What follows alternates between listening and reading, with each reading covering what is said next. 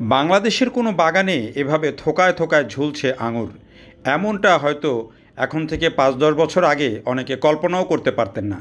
কিন্তু এখন সেটি বাস্তবতায় রূপ নিয়েছে।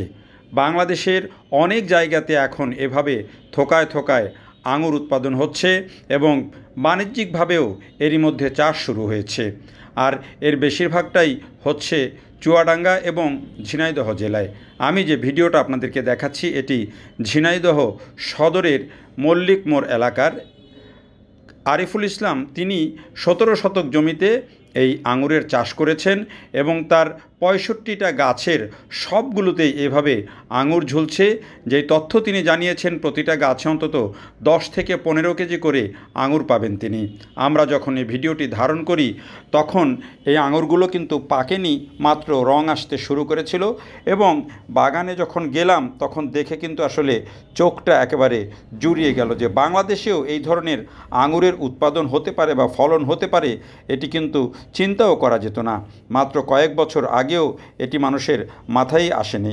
অনেক গবেষক গবেষণা করেছেন কিন্তু আঙুর সেভাবে ফলাতে পারেননি, ফলালেও সেটি আসলে খুব বেশি খাওয়ার উপযোগী ছিল না বা এভাবে বাণিজ্যিকভাবে চাষ করার মতো চিন্তাও কিন্তু কেউ করতে পারেননি। কিন্তু এখন অনেকেই কিন্তু বিঘার পর বিঘা এই আঙুর চাষ করছেন এবং বাণিজ্যিকভাবে করছেন, সফলও হচ্ছেন। হয়তো আগামী কয়েক বছরের মধ্যে এভাবে উৎপাদন অব্যাহত থাকলে দেশের বাইরে থেকে এখন যে আঙুর আমদানি করতে হয় সেই আঙুর আর আনতেই হবে না। দেশের উৎপাদিত আঙুর দিয়েই চাহিদা পূরণ করা সম্ভব হবে। তবে অনেকেই এটির মিষ্টতা নিয়ে কিছুটা কথা বলেছেন যে আঙুর এটি টক, কিন্তু পরিপূর্ণভাবে না পাকা পর্যন্ত এটি বলা যাবে না। তারপরেও এর আগের যে অভিজ্ঞতা তাতে বলা যায় যে এখনও আঙুর কিছুটা টক হয়।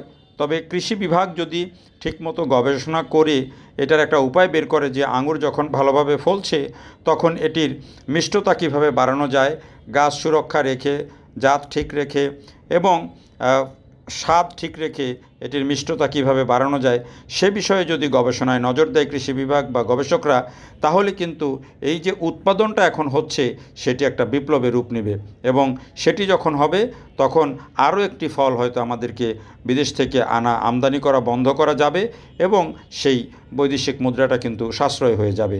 এই যে দেখেন কেমন সুন্দর করে থোকায় থোকায় আঙুর ধরেছে এবং সেগুলো আরেকটু যখন বড় হবে তখন আরও কত চমৎকার লাগবে।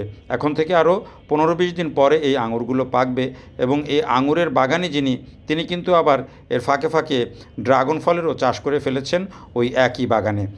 কৃষকদের উদ্ভাবনী এই শক্তিই কিন্তু আমাদের নতুন সাহস যোগায়।